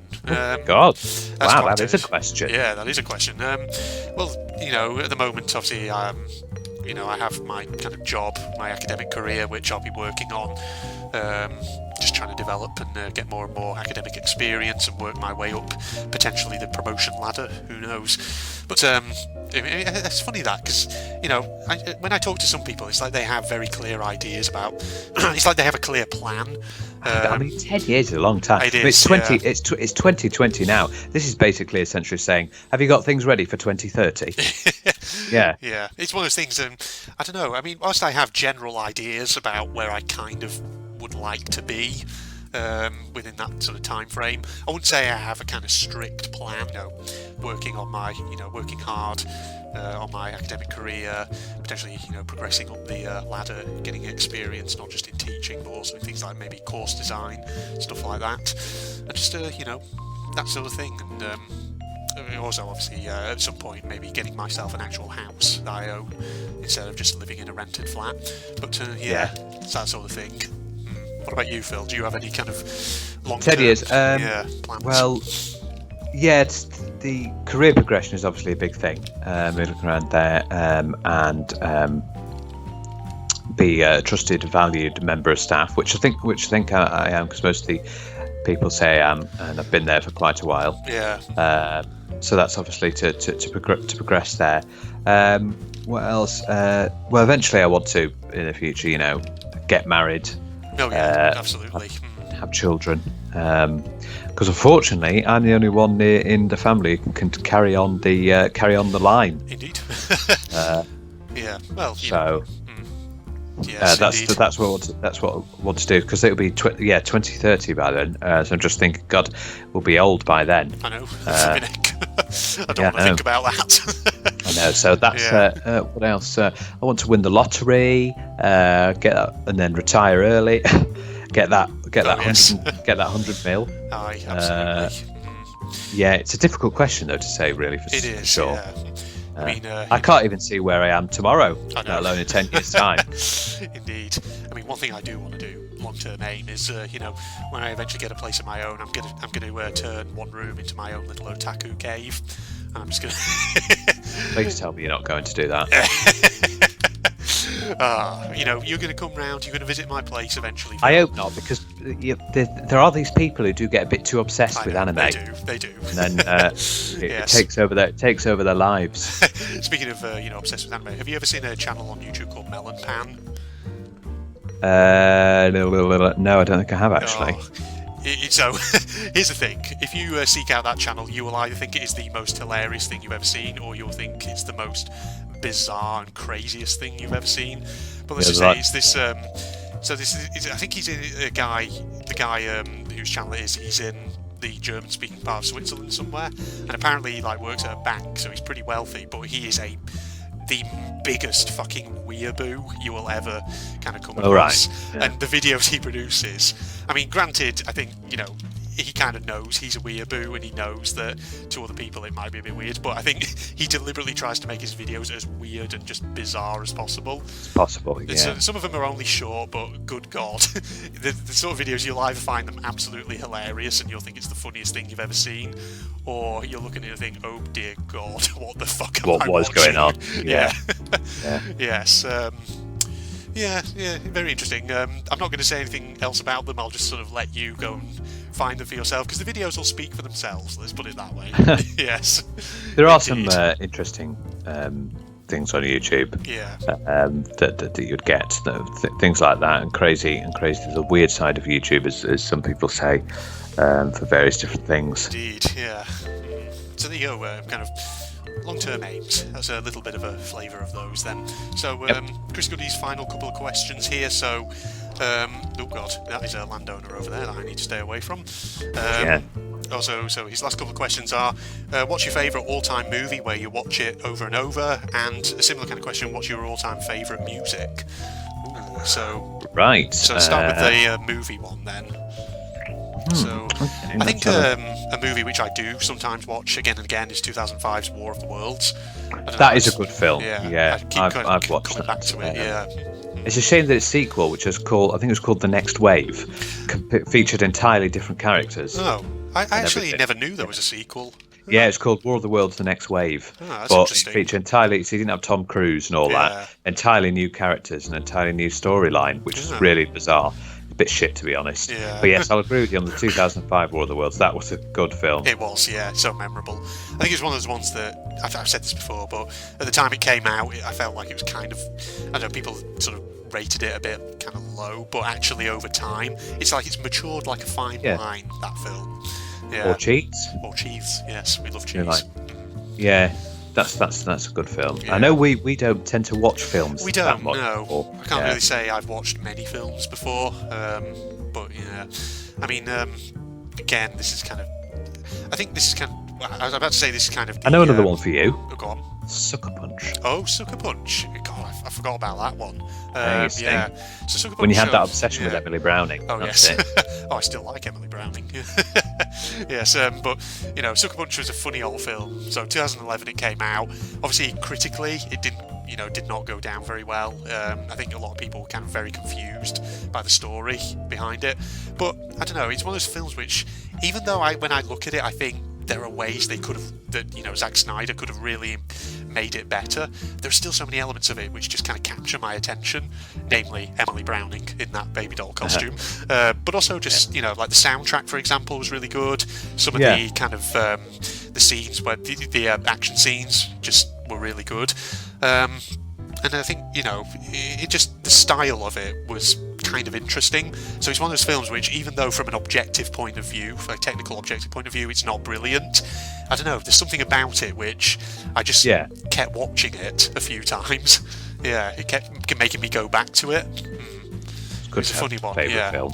Yeah. But we saw that at the cinema when it came out. Yes. It was very interesting. Yes. But, I know you like your Indiana Jones as well. I do, yeah. I haven't watched one of them for a while, actually. So maybe I need to get back to those. That's Indiana Jones. Speaking of Indiana Any Jones, more films? But I was about to also say, on the sort of, granted, more anime-related front, I think Studio Ghibli films are also tend to be quite good. They have some very good, wholesome, family-friendly sort of ones, which have very interesting storylines and just very interesting aesthetic to them. Have you watched any Studio Ghiblis before, or Studio Ghibli, however it's pronounced? I haven't, no. So it's like films like Spirited Away and Howl's Moving Castle, things like that. I thought their name sounded familiar. Spirited Away. They have some really kind of big ones which are fairly well known, even kind of, I think, to an extent outside the anime sort of sphere. So Spirited Away is like a classic Studio Ghibli film. And there are other ones like My Neighbor Totoro and things like that. But they're interesting films because they're the sort of films which, if you search on YouTube, you'll find all kinds of like fan-made videos where people sort of speculate about the meaning behind some of the storylines, and some of them come out with some really freaky interpretations of what's going on. So like Spirited Away, there's like the sort of fan theories that it's actually all like an allegory for the Japanese sex industry, even though it's like this nominally quite child-friendly film. But there's like all the speculation that it's actually deep down about sort of something a lot more grittier and darker. And then there's like the interpretation of, for example, My Neighbor Totoro, which is like all connected to death and things like that. Which again is So they can be quite fascinating films just to watch for what they are. But then if you're interested in that whole side of things, maybe watch them before you start reading into the fan theories. There we go. There's fan theories and everything you get nowadays. True. On so many things. But that's films for me. Did you have any other films you want to add to those film? What films do I like? I'm just trying to think because I've watched a lot of film. What have I really loved and enjoyed? That film, the Absolutely Anything film, I really liked. Which one was that one? I can't quite remember. It's one with Simon Pegg and the Monty Python team who are the aliens. Basically, gives the power for him to do absolutely anything he wants. Okay, right. I've not seen that one. No. No. What the films do I like? The Johnny English is funny. Johnny English, because of course got Rowan Atkinson. Yep. Yeah. Indeed. Oh, it's a funny franchise. Yeah. Harry Potter. I did like the Harry Potter film. I've not watched one of them in a long time myself. I know, I haven't. I just want to get it down and watch like a marathon. All 8 films. Yeah. I know they do box sets in the supermarkets where you can get all 8 films together. And things like that. Speaking of an established old franchise, which I haven't watched in a while, but which I wouldn't mind going back to. Excuse me, it's my fucking turn. Anyway, Damn, that escalated quickly. I was going to say Star Wars, actually, the original trilogy. Oh, yes, Star Wars. Yeah, I've still got to see. With regards to the latest one, I've seen The Force Awakens, but I haven't seen. Obviously, there's The Last Jedi. There's Solo, and there's also Rogue One. Yeah, I've seen Rogue One. And there's another one being released at the end of this year, I think. Yeah, man, we really started pumping out some new ones recently. But but it's difficult because I don't watch an awful lot of film. It's the same for me as well. I don't watch an awful lot of film either. But yeah, well, there you go. So maybe draw a line there under films. What about music then, Phil? What's your all-time favourite music? Right. Well, since I'm a musician myself, I like a wide range of music. That's the thing, because I've got to adapt to all sorts of different styles. But I love film scores, film type music that you hear in the backtracks of like the big blockbusters things, because I deal with them a lot. A lot of the electronic music, like techno, trance. I am fond of them. But to be honest, I do like the majority of most music franchises. I mean, you've got to when you're a musician to understand it all. But that's for me. I would say most fairly genres of music. Fair range, but film music, which is because it's always either because film music's split into two. You've got the epic and powerful ones, for like trailers and things like that, and then the emotional and beautiful ones, which you might have a lot of, and I like those. But yes. What about you? So, me, I am... classical music. Yeah, classical music is a good one for me. I really like it. I have my kind of favourites, like Shostakovich. I like a bit of his. Who else do I kind of like? I have some slightly like the Morning Song that you mentioned earlier by Grieg. That's a good one. Grieg has some good music. I mean, there's probably too many for me to name here, but so yeah, classical certainly is up there with me. I do also like a bit of easy listening, so like Frank Sinatra, Bobby Darin, things like that. This makes me sound like I'm a friggin' old man or something, but it does make you sound a bit like you're 50. Yes, indeed. But I like it for what it is. But I'm a bit sort of pickier sometimes in my music tastes. Yeah, a bit more picky than you at times. There you go. I suppose you. Is there a particular music genre you detest? I don't know if I'd say there's any that I like dislike or hate or anything like that. I guess I feel like that'd be a bit of a strong word. There are genres that I wouldn't pick out for myself. That I wouldn't. For me, it's mostly rap and hip hop. Yeah. I'm not a major fan of rap and hip hop. No, not for you. Yeah, that's not something I personally kind of choose to listen to either. Not because I dislike it or anything. It's just a kind of personal taste and all that. My dad absolutely hates rap and hip hop. Really? The reason is he's of the concept that you shouldn't have talking with music. It should just be it should be singing. You don't have talking. Because a lot of talking is rap and hip hop. Some genres can be sort of acquired tastes sometimes, but okay. Well, that's all of Chris Goody's questions out of the way. Now we're on to Crazy Eddie. This next Crazy Eddie. Here we go. Quite a few, in fact. So we have to kind of rattle through these, I think. So his first question. Well, he actually says this: "Geez, I love a good nitpick. Do you? Does Phil?" So an interesting one to start us out here. Nitpicking. Yes, we like to have a nitpick. Anything and everything. I like nitpicking things you say. We're British. To troll you. We're British. Yes. We've always got something to complain about. Indeed, yeah. But the majority for British people is the weather. Oh yeah, absolutely. That's the big nitpick, and yes, I do nitpick about the weather. Like today, it's been oh my god, it's been unbelievably windy. I don't know what's going on. It's been windy down here as well. Yeah. Oh lordy. Yeah. So it's good to nitpick at things like obviously in a lot of your podcasts, say being hunted. I know where you've had like obviously the customer service one, that and all sorts of things. Yes. I do love a good nitpick sometimes, and like I say, sometimes I just like to do it to you just to troll you, and you probably do it to me sometimes in return. Yeah, it's good.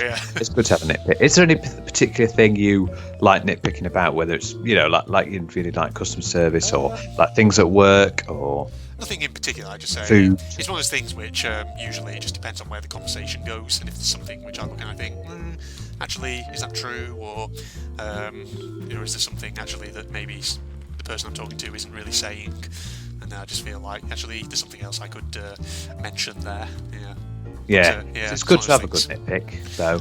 Nitpick every once in a while on everything. You can do it on everything. Yes. Games, food, whatever. I also love extracting small insects from my hair. That's literal nitpicking, no. Yeah. No. Oh God, I remember those days when you're in secondary school and it's all everyone got School, into about. I mean, for me, it was in primary school. Yeah. I think they might have done it in both. Yeah. But the famous comb that they ran through your hair. Yeah, spike tooth comb. Yeah. Yes, indeed. Those on days get all the eggs out. That's it. Yeah. This makes us sound like we come from some sort of impoverished background. Yeah. So yes, there you go. That's about nitpicking. Crazy Eddie's next question: is your brain full of facts waiting to burst out his fills? Do you both go out to play trivia down the pub? I must say, I've not been to a pub for a pub quiz in a long, long time. I have, but I absolutely love those facts. Yeah, and apparently to the point where I'm always spouting these random, useless facts. I just love it. Yeah. Things like this. Like, here we go. Here's one for Crazy Eddie. Apple pips contain cyanide. There you go. There you go. There's one for you. Fact straight off out of the gate. I just love those little facts. Did you know that banging your head against a wall burns 150 calories an hour? There you go. Perfect form of exercise. Just don't bang too hard. So those little facts thing that could actually be taken out of context. So don't clip that, everybody. In fact, actually, clip it to your heart's content. Don't bang too hard, everybody. There you go. But I love little facts like that. And no, we haven't really done. We do like to do a quiz though, and I know like obviously there's the Trivial Pursuit that I've done on my PlayStation 4 a few times. Indeed, I've done a couple of pub quizzes, and they're always interesting. Yeah, it's always fun to have all a pub your knowledge quiz. together. I need to actually explore maybe some of the pubs in my local area because I've been down here obviously since July 2018, and I still haven't really looked at any of them that much. You know, you need to get round to doing that. Yeah, have a little quiz. Yeah, but there's some really nice looking ones in not so much in the immediate area where I'm living, but once you start moving out into the surrounding villages. So yeah, I'll have to check some of them out and see if they have pub quizzes at any point. I must admit, on my phone, I've got an app called Endless Quiz. Yeah. And I sometimes go on that. The good thing about it, it's never the same question because it runs through the internet. You'll never get the same question, hence why it's called Endless Quiz. Yeah, and it's really, really good. I sometimes do it while I'm at the gym, on the bikes or stuff. So that way, I'm training myself physically and mentally. Indeed, yeah. There you go. Absolutely. There you go. So, Crazy Eddie's next question, and this is a bit of a joke about, I think, something I mentioned in a previous video of mine. Is Phil as disgusting in his eating habits as you, or does he take the pineapple off? In reference to pizza, that is. So his thing, it might have been either in a previous Sir or RTCW video. Oh yeah. I think I mentioned offhand that I'm of the opinion that pineapple is absolutely fine on a pizza, and I'm absolutely okay with it. I remember that. Yes. Yeah, and Crazy Eddie, I think, posted a humorous comment in response to that. I think it might have been on, yeah. He's not a fan of pineapple on pizza. Yeah, he's not. What about you, Phil? Well, sad to know. Sorry, Crazy Eddie, but yes, I do like pineapple on pizza. Yeah, you're outnumbered, Crazy Eddie. The Hawaiian, that's the one. Yeah. I do like pineapple pizza, and I don't mind it whatsoever. Yeah. In fact, I love pineapple. Yeah. It's fantastic. It's a fantastically tasty fruit. Indeed. Very refreshing as well. Yes. When you say the disgusting eating habits, I wonder what there is out there. I mean, I absolutely adore broccoli ice cream. No, I don't really. I keep going on about that. When everyone goes disgusting food, I always come up with broccoli ice cream. Do you know what? One day I'm going to try it. I'm actually going to try it. Yeah. I'm going to get some ice cream, just the plain vanilla ice cream, put it in a bowl and get some, what should I do? Should I have raw or cooked broccoli? I don't know which would be better. I'd try it with both. Yeah. Put raw or cooked broccoli into it and see what it actually is. Yes, indeed. But I want to ask him as well, what's he mean by the disgusting foods? Obviously, because it can be arranged different things. I like all sorts of things, and some people might class seafood as disgusting, but I love seafood. Oh yeah. Yes. Mussels, prawns, squid. Yeah. I must say prawns. I can eat them, but I'm not a huge fan of them. I don't know. I don't know. I think it depends on how they're prepared. I mean, if they're cooked, then I suppose not too bad. But I think cold prawns, if you can just eat them kind of cold, I'm not too big a fan of, just because I think the texture, I find it a bit, not for me personally. But yes. Is there any foods that you like? Okay, any that the majority like a standout that the majority of people usually would go, oh no, oh that's disgusting. Interesting. Nothing that kind of springs straight to mind. I mean, I remember back in 2009, after when I went to Russia that time with my A-level history course. Oh yeah. Obviously, one of the foods we tried there was, of course, proper Russian borscht, so beetroot soup. And a lot of people there were like, I don't really like it, but I personally thought it was okay. I thought it was fine. Yeah. But then again, I think beetroot's one of those kind of vegetables which is really good for you, but some people like complain about the taste of it sometimes. Oh my god, that nearly gave me a heart attack. Because you love beetroot, don't you? Yeah. Love is too weak of a word.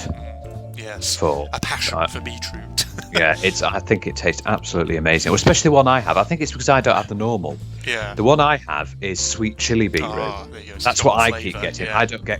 I don't get the normal vinegared beetroot. I get the sweet chili, so it's probably got that additional flavour, which is why I enjoy it more. Yeah. But yes, I'm just trying to think.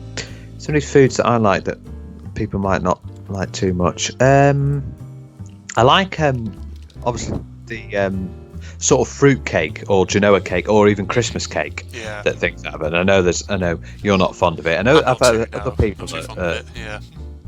Oh, I tell you what I do like. Go on.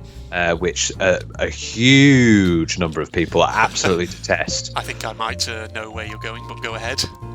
What do you think I'm going with? Marmite, by any chance? No, not Marmite. Oh, no. I do like Marmite. Yes, that's true. I do like not Marmite. What I thought it was. Go on then. Yeah. Sprouts. Sprouts. Oh, yes, I love sprouts. Yeah. I love sprouts. I cannot have a Christmas dinner without sprouts, or even a roast dinner. I love sprouts. Love them. Indeed, I know people say, ugh, disgusting, and some people call them fart grenades. And that's a good term for no, them. but I love sprouts. I love them both cooked and raw. Oof, there we are then. I don't mind them personally. Not my favourite vegetable, but I can eat them. Yeah. Weirdly, I like, with regards to carrot, I like raw carrot. I think it's now, but I'm not too fond of cooked carrot. Really? That's I don't interesting. know. Yeah, I like raw carrot when it's nice and crunchy, but I'm not too fond of raw. Cooked carrot. Yeah. Well, there you go. Yeah. So a little bit about our food pleasures and food habits there, Crazy Eddie. So on to his next question, and this one's a bit of a crazy one. What do you think of postmodern deconstructed art? Is there such a thing? I don't know. Is the answer. Yeah, I don't. I wonder if it's postmodern deconstructed. I wonder if it's artworks like Banksy. Possibly, I don't know. Problem Didn't he do that famous thing? Didn't he do that famous thing where he made a famous artwork and then shredded it? Did you hear about that? That sounds familiar. Yeah. I may have heard of something like that before. I mean, the one example actually of something recently that did happen in the kind of art world, quote unquote. You probably heard about it. Is the banana on the wall that some? No, I haven't heard about that. Yeah. No. So apparently, right, some artist, quote unquote, created a work of art which was essentially a banana that was like stapled to a wall or something. Oh right. And then it, like at the auction, it got sold for a crap ton of money, and then someone took the banana. Auction, however you want to pronounce it. Someone then actually just ate it, and he was like, "Okay, right, hey, is this some kind of statement?" Don't diss bananas. Bananas are yummy. They are very yummy, yes. But it's got to start being yellow with the brown spots. When it's green, it tastes very planty, and I'm not fond of that. It's not ripe, is it? Yeah. Well, I can't really say I know anything about certain art terms like postmodern and things like that, so it might be a bit of a difficult question for me to answer. But yeah, me to answer. Like we said earlier on in this video, we both aren't extreme, fans of like art. Where we don't really take note of art really that much. Yes. Next question then from Crazy Eddie, I do think. So, when did you last visit your family? What about Phil? Do you visit his family? Are they nice? Well, in terms of last time I visited my family, that was over Christmas, so yeah. Which isn't too far away now. Yeah, it's not too Although far. it does feel like it, because January is always the month that feels like it's got 50 days. Yes, it is. But I do visit Phil's family every once in a while. Yeah, I actually visited them when I came up for Christmas. Yes, discuss about to get some advice off my dad for travelling and all that. Yeah. So very nice. You've got a very nice family, Phil. I do like them quite a lot. Yes. The last time I saw I'll obviously answer the same questions, but in reverse. The last time I saw my family was on Thursday. Yes, was when they're moving house, you see. Oh yes, they are. I went to see my house, my old house where I used to live for the last time, which was completely planned. But yes, I saw them on Thursday, said hello, and then before that I saw them on Monday. We did an escape hunt thing. Yeah. Oh, actually, talking about that. Oh, it was really good. We did an escape the room thing. Oh right. Where we went to it was Liverpool on the Albert Docks. There is a escape hunt, and you have to basically get 1 hour to get out of the room. We did a Wild West theme one, and it was really fun. Yeah, it was really fun. We did it in 59 minutes and 9 seconds. Not bad, yeah. So we did it in time. It was really fun. I recommend it. You definitely got to make sure you have a puzzle brain on. Yeah. Lots of puzzles, but it was really fun. Really fun. But yes, so I saw them there, and then before that was my birthday, so we went to Guy's for a meal. Guy's is an Italian restaurant, for those who don't know. Yeah. But we went there for a meal. But yeah, that was the last time. And yes, I have seen Andrew's parents many a time when I've been round when you used to live with your parents. Indeed, yeah. And you've got very nice parents indeed. Absolutely, yeah. So, very nice. Hope that answers your question there, Crazy Eddie. Yes, indeed. Okay, right. Moving on to the next one then. So this is actually this is a bit of a funny one because the second part of this is a bit of a kind of no-brainer almost. But so first part of the question is: do your students know of your alter ego? So that's for me. And then the second part is: does Phil? Well, I think are you aware that I am General Red, Phil? It's a bit of a funny. That's a bit of a funny one because the answer to that is yes. Otherwise, no, hang on. Wait, you're General Red? Oh, right. Oh, you didn't know, did you? Childhood ruined. Oh man, freaking revelation! You can't be my friend anymore. God, it's like finding out that Santa Claus wasn't. No, dear, saying too much, Phil. Watch out. Too much. Yeah, we've got to keep up the narrative. Santa, I'm sorry, guys, but Santa Claus, the Tooth Fairy, and the Easter Bunny, they're all real. They're all real, correct. Yes, there you go. That's the, so, it's a good save there, Phil. Oh, we ended up with complaints from parents saying we ruined their children's worlds. I know. Yes. It's like, you're a bit like your alter ego. It's like a bit like Dr. Jekyll and Mr. Hyde. Yes. That's a transform into a. Normally, you're you're nice. Everything you don't want to rule the world. You have a nice job, but come nighttime, a sadistic general who wants to take over the world and then ruin people's lives. And you've also got a German alter ego. Oh yes, Feldmarschall Roth. Yeah. Which is the German version of General. Yeah, but I know the image of me being like a sort of Jekyll and Hyde split personality kind of person is actually quite amusing. But in response to that first part of the question, do my students know of my alter ego? The answer to that is actually no. I tend to actually keep. I can't believe you haven't told them about your YouTube channel yet. You should tell them about your YouTube channel. Well, I don't know. It's not the really appropriate environment. I tend to keep it sort of. I tend to keep my sort of YouTube things and my IRL stuff. I tend to keep them fairly separate, just so because the thing is, like, my one kind of fear is the thing I tend to discourage is people sort of searching for me kind of online because you're getting a bit overly anxious about this privacy business. I know. Even when you're saying I live down south, I'm not going to say where because of privacy. Well, it doesn't matter if you say you're like near, you're near here. There's about 50 billion houses in that place. Yeah. So 50 billion flats. It's not like they're going to track you down. Indeed, yeah. But it's not so much tracking down. Plus, one of you guys has already come to see you. So true, yeah, yeah. But it's also just the fact that I tend to keep my work and YouTube sort of separate. Crazy Eddie's final question: what's your favourite sport? And then he's put in brackets, "This is easy. If it's not rugby league, I don't care." So, what's your favourite sport? You're a rugby fan. Yeah, he's a rugby fan. So you know what, it's Crazy Eddie, we're both rugby league fans. Let's say that. There we go. Case closed. Yes. I mean, Eddie's not going to like us, or he's not going to like us already because eating habits, pineapple, pizza, and I've got to say, I'm not a fan of rugby. Oh, right. I really am not. Yeah. Really, yeah. I don't know. Rugby's one of those things. I've watched it a few times. It's not something I watch kind of regularly. You're not really a sport person. No, I'm really. not. No. I'm a typical, video gaming nerd. No sport for me. I do like some sports. I do like football, Yeah. Soccer if you're American. But yeah, I do. I do like football. What else? Cricket. I don't mind cricket. But for the majority of people out there probably don't know what cricket is because it's not played very well. Oh God, yeah, everyone will know what cricket is, surely. I mean, I think it's a lot bigger than. No, not just an English no, thing, no, is no, it? no, no. Don't assume that at all. Do not assume that. Not a lot of people are very familiar with cricket at all. The rules and the sports. Wow, that's I can actually tell surprising. I can tell you. Yeah, when we lived in Germany, for example, there was a German. My dad was wearing a cricket shirt, and he got my dad to try and explain the rules of cricket to him and everything because he had no idea. Yeah. Oh wow, that's actually surprising. I would have thought it'd be more well known. No, I guess, cricket's one of those sports where it's only really popular in the countries that it's played in. Yeah. Oh, I guess actually its popularity. I mean, obviously it's traditionally associated with England and Britain, and I guess if you obviously Australia as well. Australia love it. In a Commonwealth country like India, Pakistan, Australia, New Zealand, it probably is fairly well known. Yeah, actually, maybe it is actually not quite as well known as I thought it would be. Golf. I don't mind golf. I know yeah. you like golf as well. Yeah. Yeah, I do enjoy a bit of golf. Not been golfing for a long time, but I know.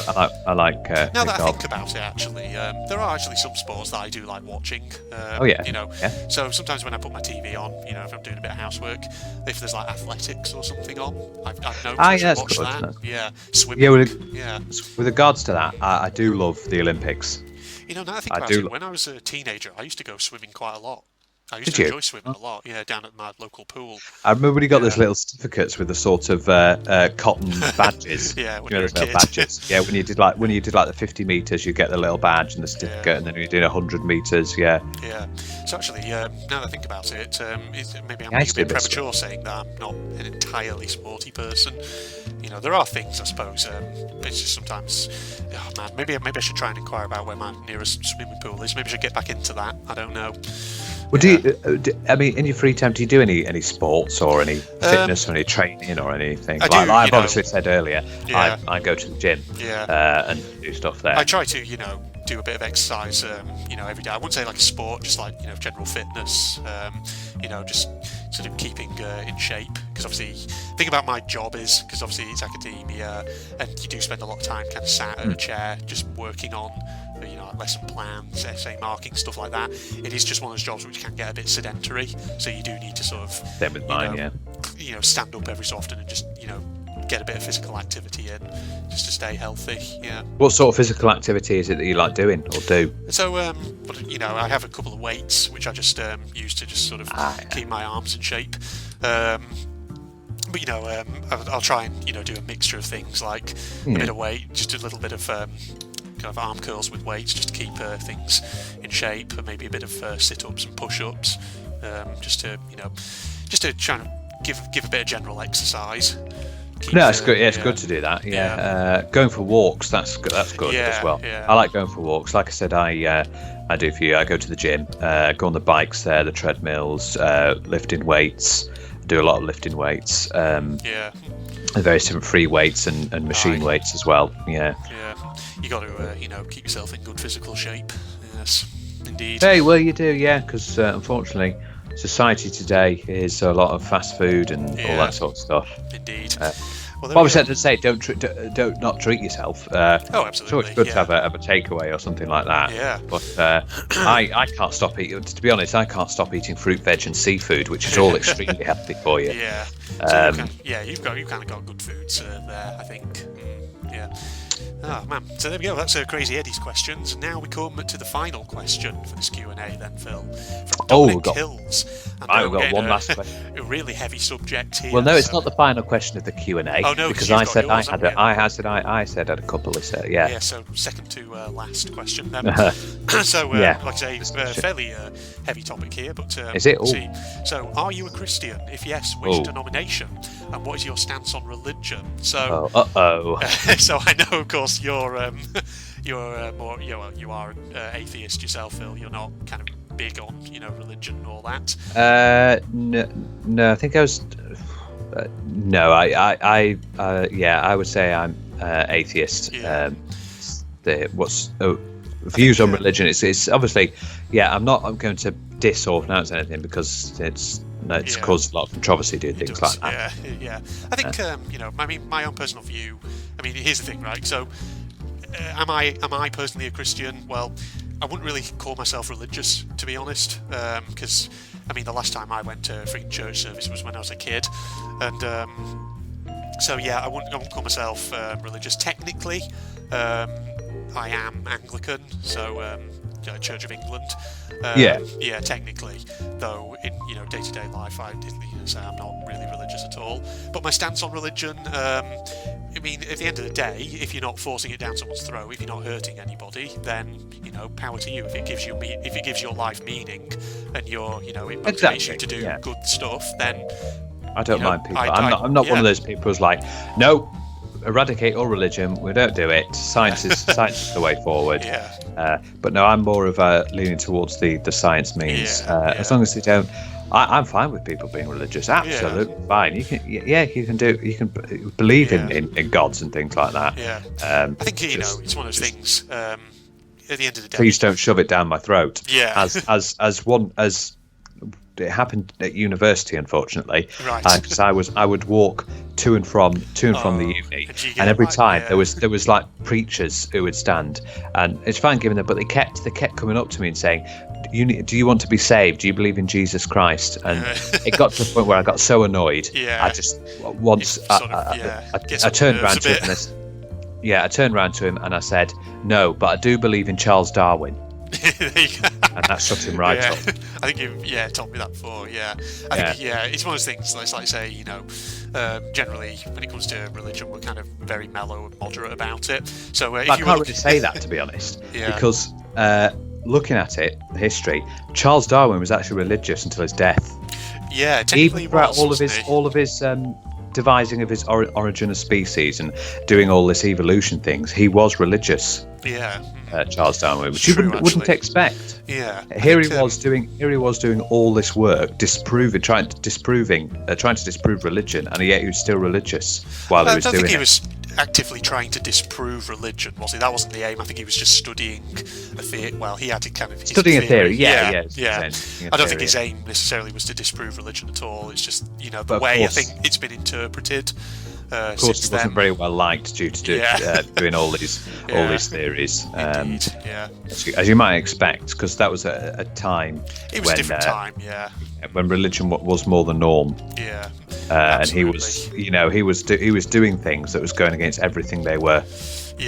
Promulgating, indeed. So I think to kind of sum up there, our stance is, I don't know about you, but my stance is pretty moderate and couldn't really care less as long as you're not hurting anybody or doing anything which could be seen as being morally or ethically problematic. So there you go. If you're expecting a good controversial, the same thing. Likewise, the other way. Don't have people evolutionists. Well, it's evolutionists versus creationists is the big debate. Don't have them shoving their stuff down people who are religious throats. You know what I mean? There's a way to have good diplomatic, tactful debate, and sometimes on the internet things get very heated very quickly. And, it's one of those topics like politics as well, where it's a difficult topic. So if you're going to discuss it, just try and keep it civil. That's all. And so, assuming what's this person's name again? Sorry, Dominic Hills. Dominic Hills. So, are you religious? It sounded to me like possibly. You are. Maybe. It sounds to me like he's probably religious or not. But if so, what religion do you? I assume you're saying by the question, are you Christian? Or you might be some other religion. If so, tell us. Let us know in the comments and all that. Because I know there's apart from apart from the normal ones, like obviously got Islam, Sikhism. There's also ones like what was that one beginning with T? Taoism. Oh, Taoism, yeah. That's the one. There's things like those sort of religions as well. Yeah, like the more kind of lesser known ones. Yeah. Zoroastrianism and things like this. Yeah. Yeah, there's things like that. So are you any part of those, or are you just one of the main cheeses? Yeah. There you go. So that was the final viewer question. Now, Phil, we come to the proper final question from you, Philippe. No, yeah, the question I was thinking of, it was related to games and things. Yeah. If you got, if you could choose, right? So you could choose here. Okay. Okay. Actually, what we'll do as well, since question, the viewers can answer this in their own form as well. So it's a Q&A to them. Yeah. As well, Q&A to your viewers, so they can have a go at this question as well. If you could choose a game to basically got sucked into it, and you had to live a full 24 hours in that game world, which game world would you want to be in? Okay. Interesting. Yeah. Yes. So the viewers can answer that as well if you've got a particular game. So you get sucked into the game world. You're in there now, and you have to last for 24 hours. You have to think. You don't want a game that's too violent. Where you get killed.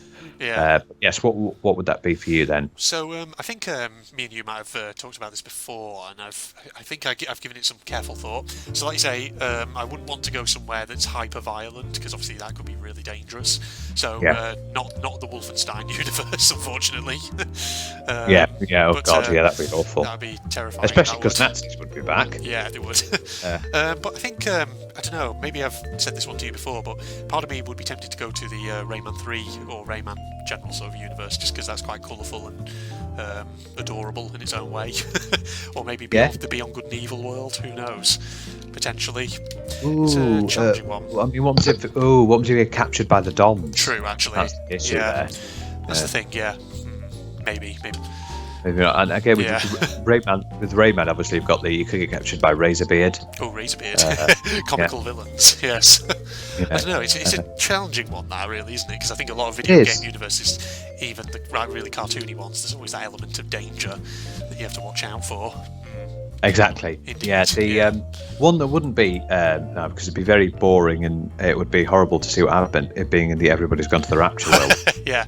Eventually, you might end up fading away and being taken away by the Rapture. Exactly. Yes, indeed. So that'd be you. I'm just thinking what I would choose. Bloodborne no, not the universe of Bloodborne. Oh God, no. Because that would be horrific. That's a game actually that I kind of tempted to see if I could get my hands on if it's on PC, because it does actually look kind of fun. But it's like a sort of Dark Souls-y. Yeah. Some pretty freaky looking monsters.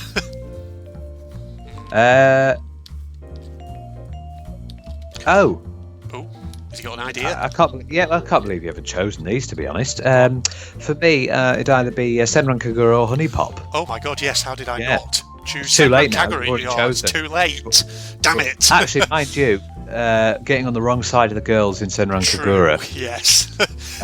So maybe more Honey Pop, because that's where you can. You know what? You know what? Actually, that would be like. It would be like a "Will you press the button" kind of question. So you can go to the Senran Kagura universe, but when you get there, you turn into that typical anime male personality where all the girls just beat him up constantly.